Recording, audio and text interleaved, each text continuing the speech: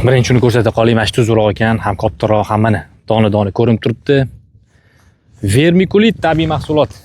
Tabiatdagi ko'rinishi mana shu holatda va mana shu yerdan ko'lab olamiz. Qoraqalpog'iston, Qoratog' tog' tizmalari shu yerdan mana tabiiy holatda shu holatdagi ruda, ya'ni karyerdan qazib olamiz. Mana deyarli 8 yil bo'lib qopti. Shu faoliyat bilan shug'ullanyapmiz va yomon emas, Xudoga shukr. Kamchiligi bor, o'ziga yarasha qiyinchiligi bor. Xudoga shukr, hozircha harakat qilib turibmiz. Mana shu holatda hozircha buni faqat biz portlash yo'li bilan olyapmiz. Bo'sh qatlami olib bo'lingan. Hozir esa faqat portlash yo'li bilan. Bu videolarni profiliga kirib ko'rsanglar bo'ladi.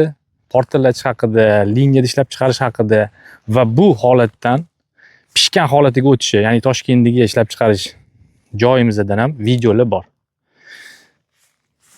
Kam bo'lsa ham shunaqa ma'lumot. Sog' bo'lasizlar.